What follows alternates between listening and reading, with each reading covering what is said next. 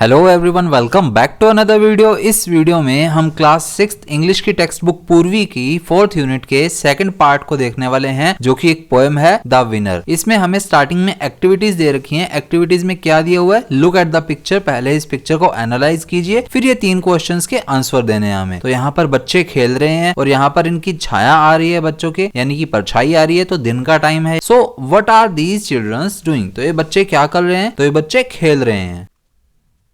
The children are playing. Where do you think they are? तो आपको क्या लगता है कि बच्चे कहाँ पर हैं? सो ये बच्चे या तो प्लेग्राउंड में होंगे, या किसी पार्क में होंगे, या फिर फील्ड में होंगे।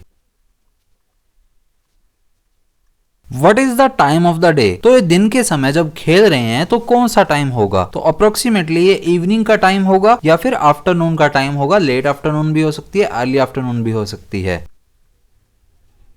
अब सेकंड क्वेश्चन हमें दिया हुआ है, discuss the given questions with your classmates and teacher. You may begin your sentences with. अब नीचे कुछ क्वेश्चंस दिए हुए हैं, उनके लिए हमें हेल्पिंग फ्रेज दी हुई है स्टार्टिंग में। I go to, I play with, the place I go to for playing, I like playing, sometimes I come back. तो ये हमें 5 फ्रेजेस दी हुई हैं 5 क्वेश्चंस के लिए। पहला क्वेश्चन क्या है, when do you go to play after school? अब आपको खुद के सजेशंस बताने हैं इसमें कि आप जब खेलने जाते हैं तो स्कूल के बाद किस टाइम पर खेलने जाते हैं। So I go to play after school around 6 PM। Who do you play with? आप किसके साथ खेलते हो? So I play with my friends and neighborhood with my classmates. Where do you go to play in the evening? अब शाम के समय जब आप खेलने जाते हो तो कहां पर खेलने जाते हो? So the place I go to for playing is the city park. Which games do you like playing? तो आप कौन से गेम्स खेलना पसंद करते हो? So I like playing games like cricket, football and badminton. और लास्ट क्वेश्चन हमें यहाँ दिया हुआ है, when do you come back home? आप घर वापसी कब आते हो खेलकर? So I usually come back home around 7 PM। लगभग 1 घंटा मैं खेलकर और वापस आ जाता हूँ। अब हमारी पोएम स्टार्ट होती है, evenings we play ball next to the creek in our neighbours field. अब पोएम किससे स्टार्ट हो रही है? एक वर्ड से, जो कौन सा है? इवनिंग्स, यानी कि शाम के समय जो है हमारी पोएम स्टार्ट हो रही है कि शाम का जो समय है उस समय हम खेलते हैं, बॉल से खेलते हैं नेक्स्ट टू द क्रीक। अब क्रीक क्या होता है? कोई भी सी या लेक से जो छोटा सा वाटर फ्लो निकल कर आता है, जो छोटी सी जलधारा निकल के आती है, उसे हम क्रीक कहते हैं। जो कि यहाँ पर देखिए झूले के बैक साइड से धारा ये निकल के आगे बढ़ रही है, ये है creek. In our neighbours field, तो ये नेबर्स का यानी कि इनके पड़ोसियों का जो खेत है वहां पर पास में ही एक जलधारा बह रही है, उसके बिल्कुल पास ही वो गेम खेलते हैं। कौन सा गेम खेलते हैं? बॉल। यहाँ पर पर्टिकुलर गेम दिया हुआ है, बॉल खेलते हैं। इस बच्चे के हाथ में बॉल भी है, तो ये गेम खेलते हैं। कब खेलते हैं? शाम के समय। We run so fast I can't even catch my breath। तो यहाँ पर एक लाइन दी है, we run so fast, हम इतनी तेज दौड़ते हैं that I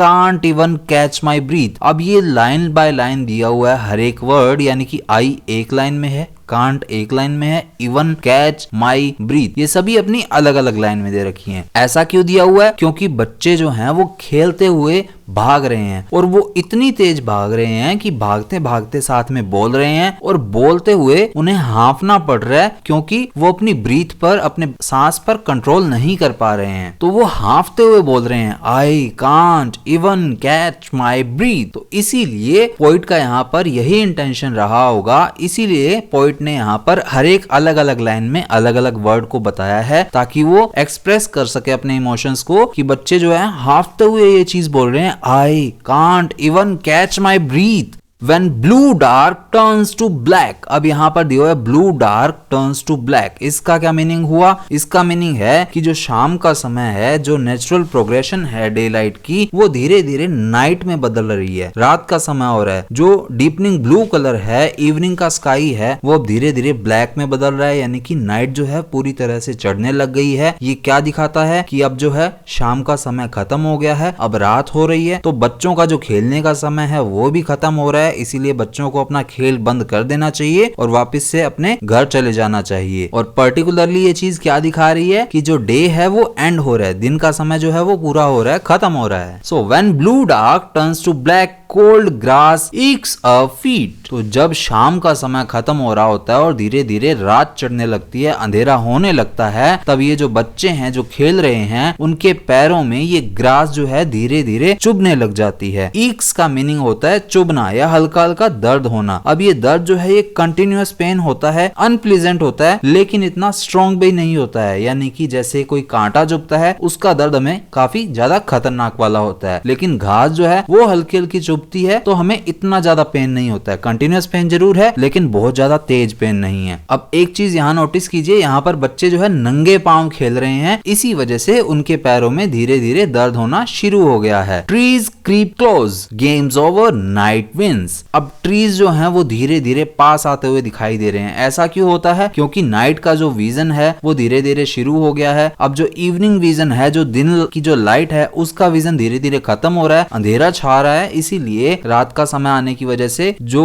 विजन है वो क्लियर नहीं रहा अब इतना, इसीलिए धीरे धीरे पेड़ जो है बच्चों को पास आते हुए दिख रहे हैं। गेम्स ओवर, अब रात का समय आ गया है तो हमें गेम भी अपना खत्म कर देना चाहिए। गेम खत्म हो चुका है, नाइट विंस। और इस गेम में जीता कौन है? नाइट जीती है, यानी कि बच्चे नहीं जीते हैं, रात ने अपने समय को जीत लिया है, बच्चों के खेलने को बंद करवा दिया है। हमारी पोएम जो है वो एक वर्ड से स्टार्ट हुई थी, इवनिंग्स, तो नाइट ने जो है इवनिंग्स को भी हरा दिया है और बच्चों को भी हरा दिया है। इसीलिए लास्ट में एक्सप्रेशन देकर, एक्सक्लेमेशन मार्क लगाकर एक्सप्रेशन दिए हैं कि रात का समय जो है वो जीत चुका है, इवनिंग से भी और बच्चों से भी। तो ये बहुत ही प्यारा मोमेंट होता है जब बच्चे खेल रहे होते हैं, लेकिन जब उनका खेलना बंद हो जाता है तब उन्हें काफी दुख भी होता है। लेकिन रात का समय हो रहा है इसीलिए उन्हें अब घर जाना पड़ेगा, इसीलिए यहाँ पर लिखा है नाइट विंस। नाइट को बहुत ज्यादा खुशी हो रही है, इसलिए नाइट अपनी खुशी, अपनी हैप्पीनेस जो है वो यहाँ पर एक्सप्रेस कर रही है। तो यहाँ पर ये जो फ्रेज आई है क्रीप क्लोज, ये काफी इंपॉर्टेंट मानेंगे हम। इसका क्या मतलब होता है कि जब ट्रीज जो हैं वो हमें पास आते हुए दिखाई देते हैं, जब उनकी शेडोज जो हैं वो खत्म होने लगती है तो हमें कुछ पास दिखाई देते हैं। और इसका रीजन क्या है कि नाइट लाइट जो है वो बढ़ रही है और डे लाइट खत्म हो रही है। डे लाइट में तो पेड़ जो है उसकी छाया हमें आएगी, उसकी जो परछाई है वो भी हमें दिखेगी, लेकिन नाइट लाइट में हमें वो परछाई नहीं दिखती है, डे लाइट खत्म हो जाती है, इसीलिए वो थोड़े दूर की बजाय थोड़े पास दिखने लगते हैं हमें। इसीलिए यहाँ पर लिखा है ट्रीज क्रीप क्लोज। तो ये पोएम जो है हमारी खत्म हो गई है। इसके जो क्वेश्चन आंसर्स हैं वो हम नेक्स्ट वीडियो में करेंगे। ये पार्ट जो है हमारे लिए इंपॉर्टेंट है। We run so fast I can't even catch my breath. इसमें पोइट की इंटेंशन को दिखाया गया है कि बच्चे जो हैं वो भाग रहे होंगे तो उन्हें कैसा फील हो रहा होगा। और ये भी हमारे लिए इंपॉर्टेंट है कि रात जीतती है, किससे जीतती है? इवनिंग से भी और बच्चों से भी। तो इसी के साथ हमारी पोएम खत्म हो गई है। मिलेंगे नेक्स्ट वीडियो में इसके क्वेश्चन आंसर्स के साथ।